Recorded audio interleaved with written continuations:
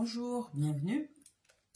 Alors, on va refaire un petit point sur la hiérarchie des normes ou la pyramide des normes. Parce que j'ai reçu quelques demandes par rapport à cette partie du cours qui était assez dense. Donc, on va juste reprendre les éléments essentiels pour permettre à ceux qui m'ont envoyé des messages de pouvoir comprendre ce dont on parle de manière plus claire. Mais en attendant, ou avant de commencer, juste pour vous préciser qu'il y a les manuels de préparation à l'entretien d'embauche. Donc moi, j'ai choisi ce format-là A4 pour ne pas que ce soit soporifique comme des livres que justement nous, on a eu quand on faisait les études de droit. Donc je préfère plutôt le format manuel, déjà en A4, donc là, avec différents coloris.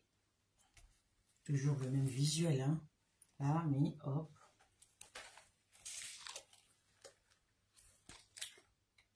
Et voilà. Donc ça, c'est le manuel en format A4. Mais vous pouvez l'avoir aussi en petit format. Comme je vous l'ai dit, c'est presque un format poche, hein. Le rouge et noir, Stendhal, pour ceux qui aiment la littérature. Donc voilà, manuel de préparation à l'entretien d'embauche. Vous faites un tour sur la page, vous avez toutes les infos à ce sujet. Donc, alors, comme je l'ai dit, on va reprendre le point sur la hiérarchie des normes. Donc, en fait, là, je précise, on parle du droit administratif. Donc, le droit administratif a plusieurs sources. Donc, on l'avait dit précédemment dans dans d'autres vidéos, hein.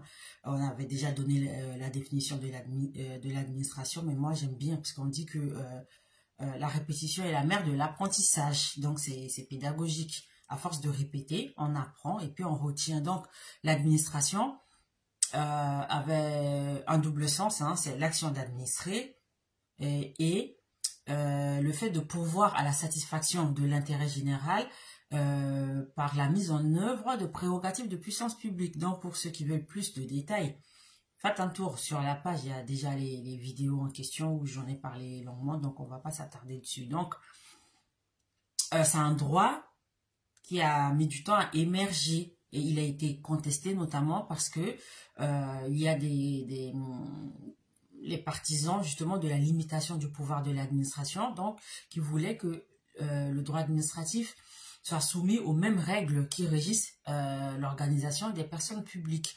Cependant, le Conseil constitutionnel a pris 2 décisions dans lesquelles il a rappelé l'ancrage constitutionnel du droit administratif tout en traçant des limites. Donc, la première décision est date du 22 juillet 1980.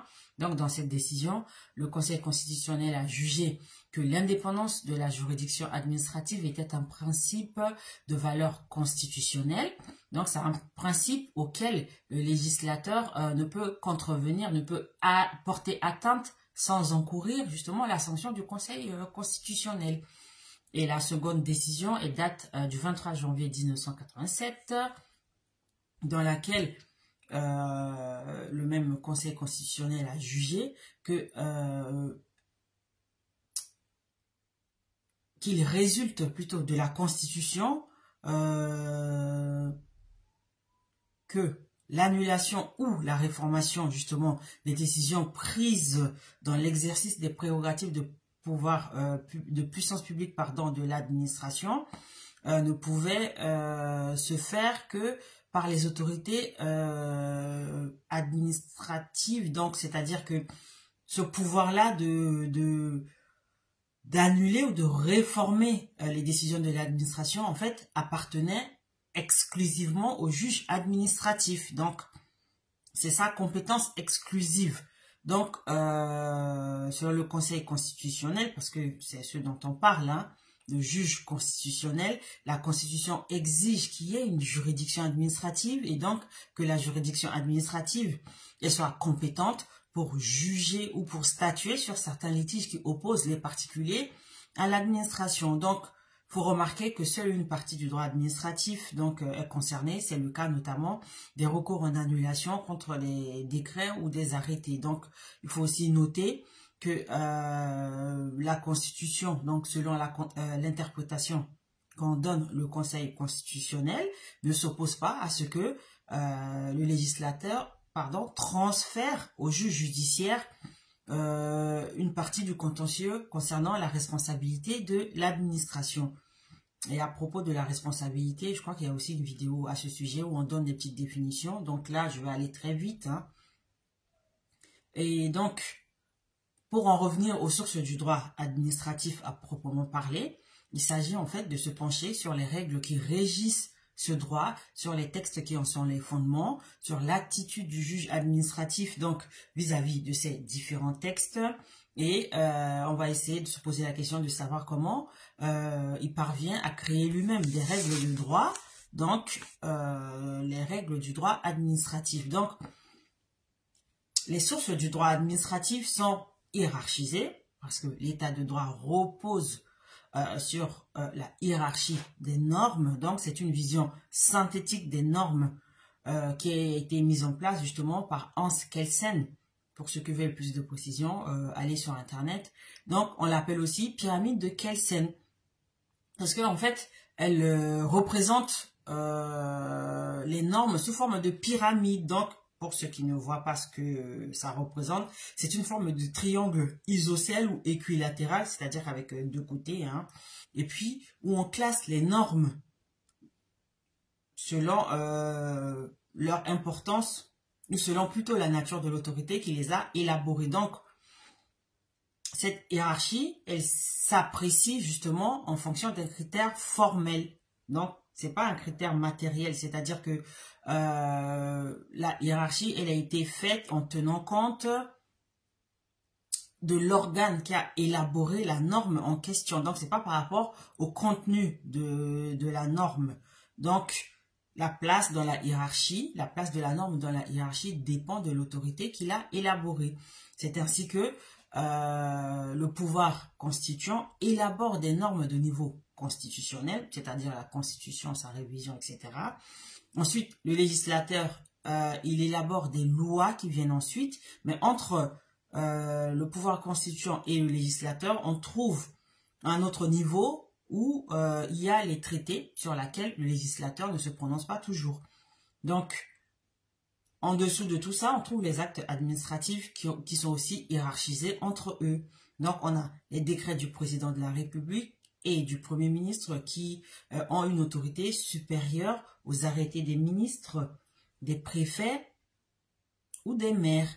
Et la jurisprudence qui, je le rappelle, est l'ensemble des décisions rendues par les tribunaux sur une même thématique, crée aussi des règles de droit. Donc, lorsque le juge constitutionnel interprète la Constitution, cette interprétation a valeur constitutionnelle. Donc,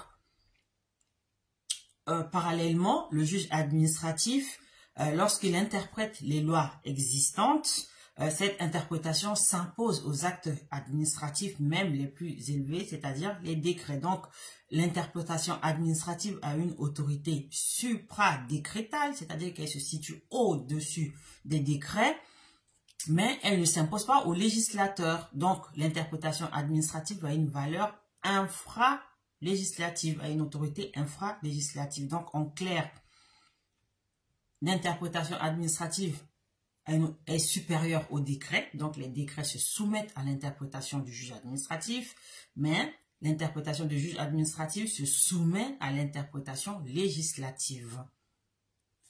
Alors, donc, par rapport à la hiérarchie des normes, alors je vais récapituler le schéma caricatural et après, on va détailler un tout petit peu ce que cela recouvre comme notion. Donc, au sommet de cette hiérarchie des normes qui se présente sous la forme d'un pyramide, c'est-à-dire d'un triangle isocèle ou équilatéral, au sommet, on trouve la Constitution et toutes les normes de niveau constitutionnel. Donc, tout cela forme le bloc de constitutionnalité.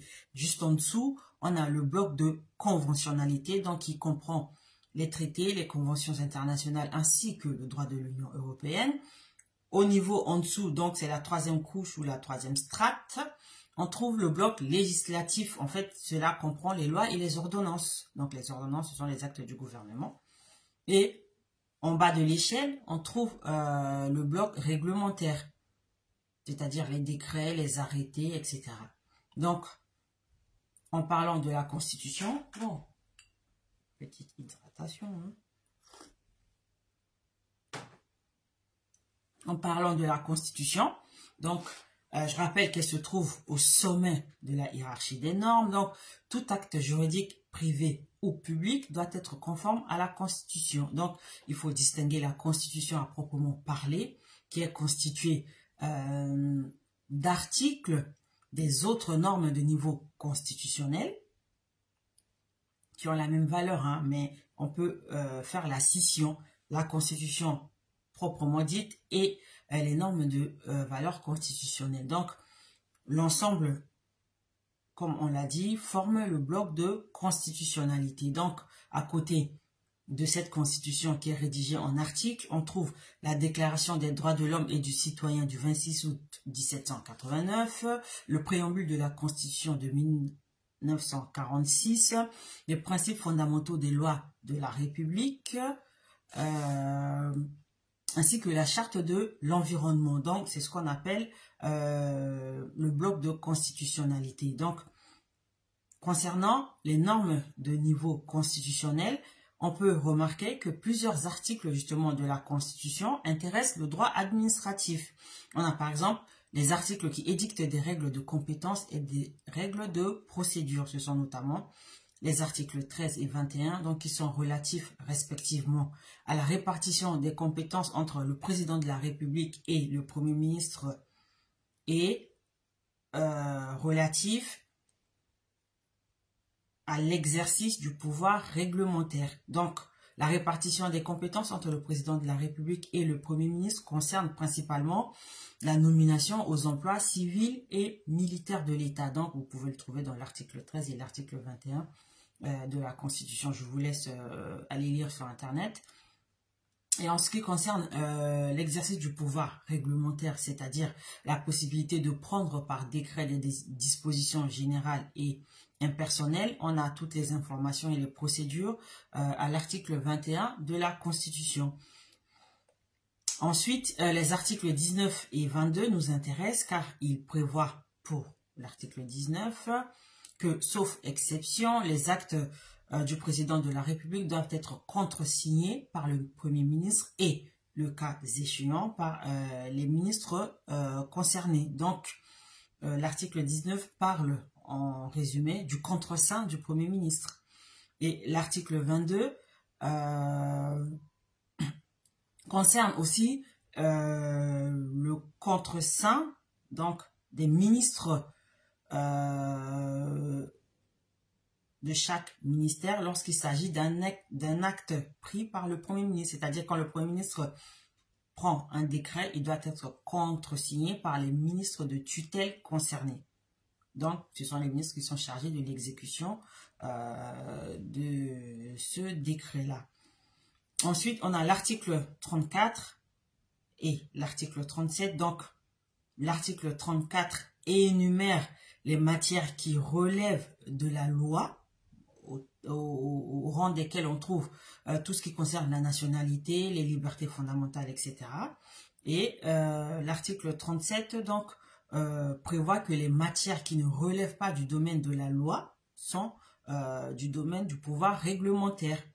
Ça signifie, en fait, que dans les matières qui sont citées à l'article 37 de la Constitution, les normes sont posées par des actes administratifs. Donc, dans l'article 34, vraiment, on a une énumération de tout ce qui concerne le domaine de la loi. C'est vraiment listé par alinéa.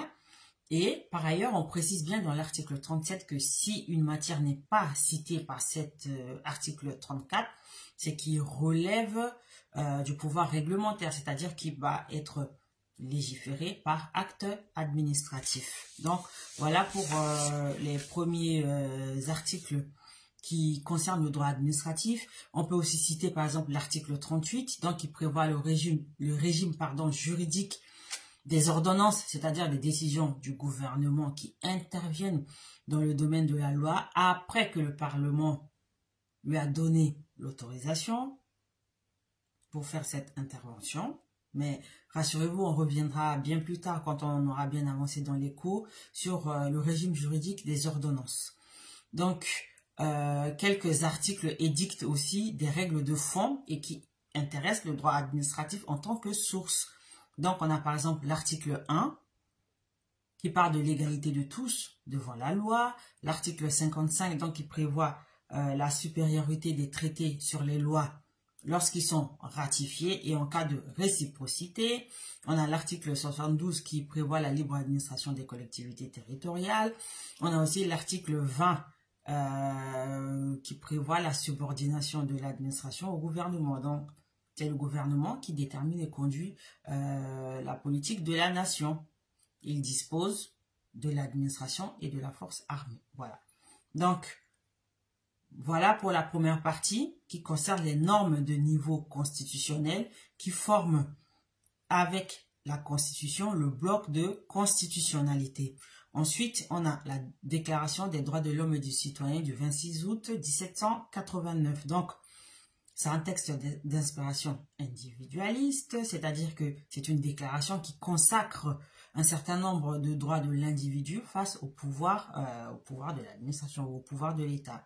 Donc, plusieurs articles concernent le droit administratif, à savoir l'article 4 qui parle de la liberté un peu sous toutes ses formes, l'article 6 qui concerne l'égalité devant la loi, l'article 17 qui concerne le droit de propriété, donc il précise bien que ce droit est inviolable et sacré. Donc, c'est tout ce qu'on peut dire pour l'instant concernant la Déclaration des droits de l'homme et du citoyen. Ensuite, une autre norme de niveau constitutionnel, c'est le préambule de la Constitution du 27 octobre 1946. Il faut savoir que la Constitution actuelle, donc qui date du 4 octobre 1958, fait référence, donc renvoie au préambule de la Constitution de 1946. Donc, ce préambule, il est d'inspiration socialiste, il consacre un certain nombre de droits collectifs à caractère économique et social. Donc, ce préambule qualifie ces droits de principes politiques, économiques et sociaux particulièrement nécessaires à notre temps, mais il fait aussi référence à une catégorie de normes bien particulières, à savoir les principes fondamentaux reconnus par les lois de la République. Donc, un petit point sur les principes particulièrement nécessaires à notre temps. On a par exemple l'alinéa 7 qui parle du droit de grève d'une manière très générale. L'alinéa 9 donc, qui stipule que tout bien, toute entreprise dont l'exploitation a ou acquiert les caractères d'un service public, national ou d'un monopole de fait, doit devenir la propriété de la collectivité. Donc, c'est sur cet alinéa que se basent souvent les décisions de nationalisation de certaines entreprises. Ensuite, l'alinéa 13, donc, qui précise que l'organisation de l'enseignement public, gratuit et laïque à tous les degrés est un devoir de l'État.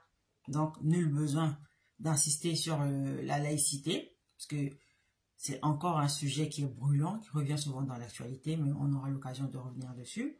On a l'alinéa 14, donc, selon lequel la République française, fidèle à cette tradition, se conforme aux règles du droit public international. Donc, on peut aussi voir que cet alinéa rejoint un peu l'article 55 de la Constitution, donc, qui confère aux traités ratifiés, donc régulièrement ratifiés, une autorité supérieure aux lois, sous réserve de réciprocité.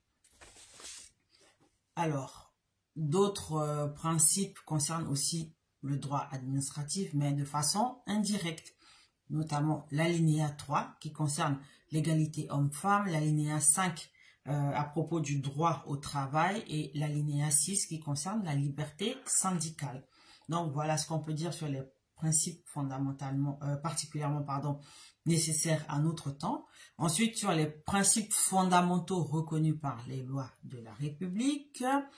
Donc, on doit préciser qu'il faut qu'il s'agisse d'un principe issu d'une loi de la République, donc ce qui exclut de facto la monarchie, donc la période 1814-1848, les deux empires 1852-1870, le régime de Vichy 1940-1944 et la loi intervenue avant 1946. Et autre qualité, il faut que ce principe bénéficie d'une continuité certaine. Ainsi, le Conseil constitutionnel a-t-il reconnu à quelques principes, donc la qualité de principes fondamentaux reconnus par les lois de la République, à savoir la liberté d'association, la liberté individuelle, la liberté d'enseignement, la liberté de concurrence, l'indépendance de la juridiction administrative, la liberté des enseignants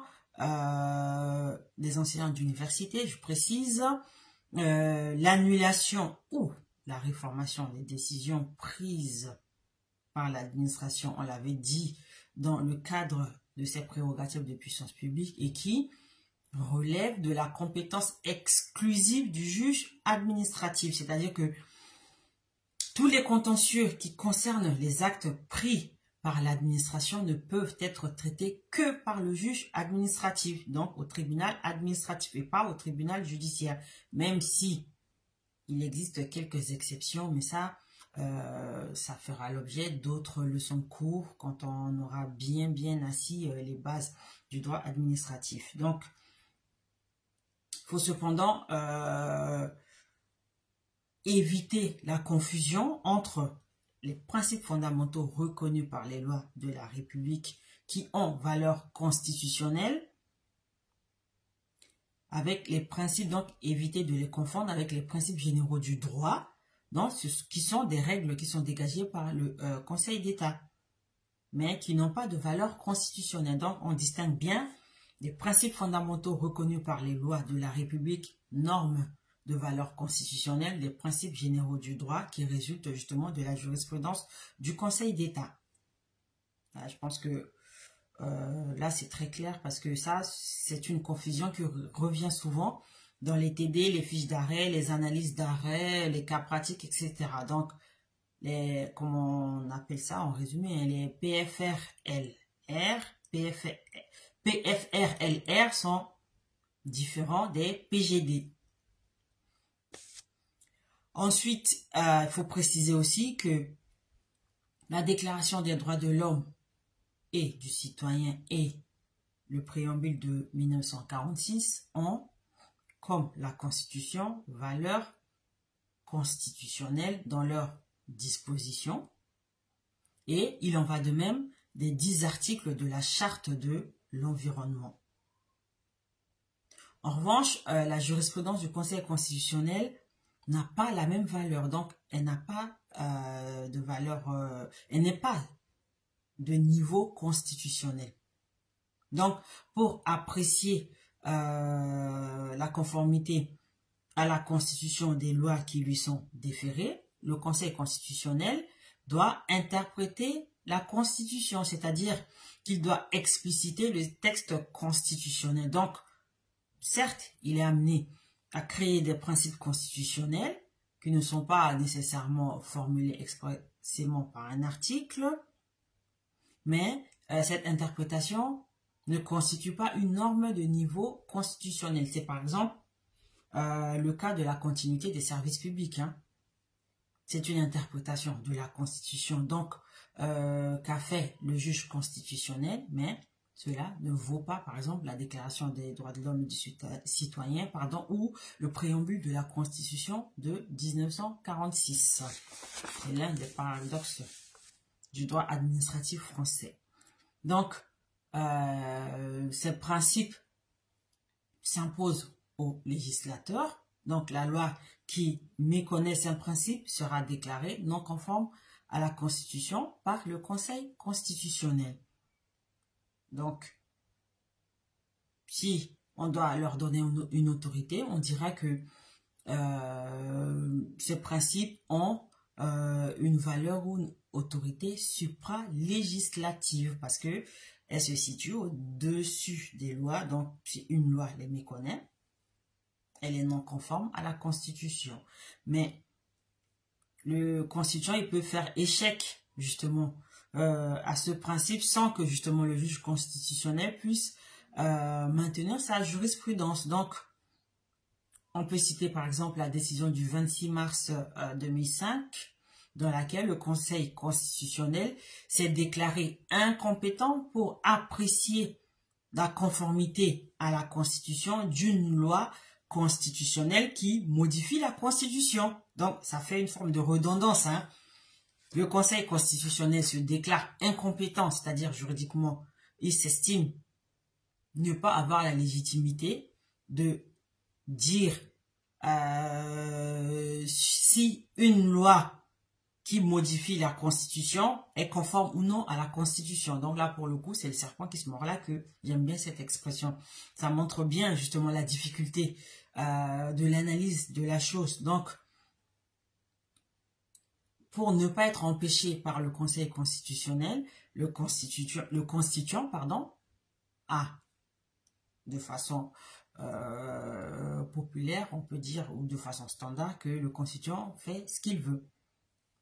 C'est par exemple le cas de la parité homme-femme sur la liste de candidatures aux élections. Donc, le Conseil constitutionnel a jugé en 1982 et 1999 que cette règle instituée par le législateur n'était pas conforme à la Constitution au motif que la citoyenneté a un caractère universel. Cela signifie que tout citoyen, donc homme-femme confondus, pouvait se présenter sur une liste aux élections. Sauf que dans les faits, on se rend compte que justement, cette liste, cette possibilité, cette procédure défavorisait les femmes. Donc, le législateur a voulu écrire noir sur blanc, donc graver dans le marbre, cette obligation justement d'avoir une parité, c'est-à-dire un nombre exact d'hommes et de femmes sur les listes aux élections. Et donc, le Conseil constitutionnel n'était pas d'accord, hein, dans la mesure où, pour le Conseil constitutionnel, un citoyen, c'est un citoyen. Ce n'est ni un homme, ni une femme. Mais comme, à l'époque, la majorité souhaitait à tout prix établir cette obligation de composer les listes de candidature d'autant d'hommes que de femmes, elle a dû faire échec à la jurisprudence du Conseil constitutionnel en modifiant la Constitution. Ainsi, l'article 1er de la Constitution donc, a inclus un alinéa, donc a été complété par cet alinéa qui dispose que la loi favorise l'égal accès des femmes et des hommes aux mandats électoraux et fonctions électives. Donc, cet alinéa a été ajouté par la loi constitutionnelle du 8 juillet 1999. Donc, c'est cette loi qui a modifié la Constitution en y incluant un alinéa qui, au début, ne figurait pas dans la rédaction de la Constitution. Et de cette façon, le législateur a contourné la jurisprudence du Conseil constitutionnel. Donc, par conséquent, le Conseil constitutionnel a dû s'incliner et déclarer conforme à la Constitution cette fameuse loi qui inclut un alinéa concernant la parité homme-femme ou l'égal accès des femmes et des hommes aux mandats électoraux. Donc, que ce soit... bon, on reviendra plus en détail là-dessus parce que si j'ouvre une parenthèse, on ne va pas s'en sortir, ça va porter à confusion. Mais donc, aux mandats électoraux et fonctions électives. Et on peut dire aujourd'hui que de toute façon, cette loi a une grande portée, hein, dans la mesure où elle impose quand même cette parité-là et donc de permettre aux femmes d'être un peu plus représentatives dans les hautes fonctions, que ce soit pendant les élections ou les élections législatives ou dans les hauts postes à responsabilité dans les grandes entreprises. Donc, voilà ce qu'on peut dire brièvement sur la hiérarchie des normes, donc ces normes qui constituent une source du droit administratif. Donc, Cette hiérarchie des normes se présente sous la forme d'une pyramide, qu'on appelle aussi pyramide de Kelsen, qui comprend à son sommet la Constitution plus les normes de niveau constitutionnel, à savoir la Déclaration des droits de l'homme et du citoyen de 1789, le préambule de la Constitution de 1946, les principes fondamentaux reconnus par les lois de la République, ainsi que la charte de l'environnement. Donc, tout cela constitue le bloc de constitutionnalité, donc les blocs de niveau constitutionnel, bloc de constitutionnalité, constitution, plus normes de niveau constitutionnel. Deuxième niveau, on trouve le bloc de conventionnalité, donc qui comprend les traités internationaux, les conventions internationales, ainsi que le droit de l'Union européenne, donc le droit de l'UE, le droit européen. Et j'ouvre une petite parenthèse, on va commencer, je ne sais pas, cette semaine ou la semaine prochaine, le droit de l'Union européenne, parce que c'est aussi quelque chose d'important dans les études de droit, c'est même au centre des études de droit, donc on prend le temps calmement de décortiquer ce droit-là avec les étapes des adhésions, où on est aujourd'hui le droit de l'Union européenne, quelle est sa place dans le droit national, etc. Donc, on va débuter la séance des cours sur le droit de l'Union européenne dans cette semaine, certainement. Ensuite, troisième niveau, donc, constitution plus normes de niveau constitutionnel, bloc de constitutionnalité. En dessous, traité, convention, droit de l'Union européenne, bloc de conventionnalité. Troisième niveau, les lois et les ordonnances, bloc législatif. Et au bas de l'échelle, bloc réglementaire avec les arrêtés, les décrets, les décisions, la jurisprudence, les us, les coutumes, etc. Voilà, c'est tout ce qu'on pouvait dire aujourd'hui sur la hiérarchie des normes. Donc, ces normes qui constituent la principale source du droit administratif. Donc, si vous avez des questions, n'hésitez pas à faire un tour sur la page Panavik Learning School. Vous allez trouver toutes nos coordonnées, que ce soit WhatsApp ou mail. Hein. Vous pouvez faire un tour sur nos différents réseaux. Instagram, YouTube, TikTok. Vous avez toutes les informations sur la page. Vous nous contactez si vous avez besoin de précision. Si vous voulez être accompagné dans la rédaction de la dissertation juridique, des fiches d'arrêt, des commentaires d'arrêt, des cas pratiques, prenez rendez-vous, il y a des créneaux. Faites un tour, nous avons des services qui sont proposés sur la page, à savoir les tutorats en droit, donc faire les fiches de cours, faire ce que je viens de citer, les commentaires d'arrêt, les fiches d'arrêt, les cas pratiques, analyser les décisions de justice, revoir les bases, donc les notions de base en droit. Vous pouvez aussi vous faire accompagner par la lecture, la correction de votre mémoire de fin d'études. Et vous pouvez aussi vous faire accompagner dans la soutenance, la préparation de la soutenance de votre mémoire d'études. Comment faire, quels sont les points à retenir pour pouvoir faire une présentation réussie. Ensuite, vous pouvez aussi vous faire accompagner dans la préparation à l'entretien d'embauche, dont les manuels sont disponibles sur la page si vous voulez avoir un document écrit. Je vous assure, ce manuel, il est complet avec les principales questions qui sont posées, les réponses qu'il faut apporter, les erreurs à éviter, les erreurs que moi aussi j'ai commises, ou alors qui reviennent souvent dans les entretiens d'embauche. Donc, vous avez toutes les questions standards, la façon d'y répondre, ce qu'il faut faire avant, pendant, après l'entretien d'embauche. Vous pouvez aussi vous faire aider dans la rédaction de votre lettre de motivation ou dans la conception de votre CV, parce qu'il faut savoir adapter ces CV aux offres d'emploi auxquelles on postule. Donc, comment choisir, déterminer des offres d'emploi, comment adapter son CV, comment rédiger sa lettre de motivation pour donner envie aux recruteurs de vous recevoir ou de vous embaucher, clairement. Donc, c'est l'objectif de ce manuel de préparation aux entretiens d'embauche. Vous avez les informations sur la page. Et dans une moindre mesure, on fait aussi du soutien scolaire. En maths, en anglais, en français. Pour les élèves, on a quelques élèves déjà de niveau primaire. On fait des petites bases hein, en dictée, en rédaction, en vocabulaire, en écriture. Et au collège, au lycée aussi. Donc vraiment, c'est au cas par cas. Donc, n'hésitez pas à faire un tour sur la page, à nous contacter si vous avez juste des questions.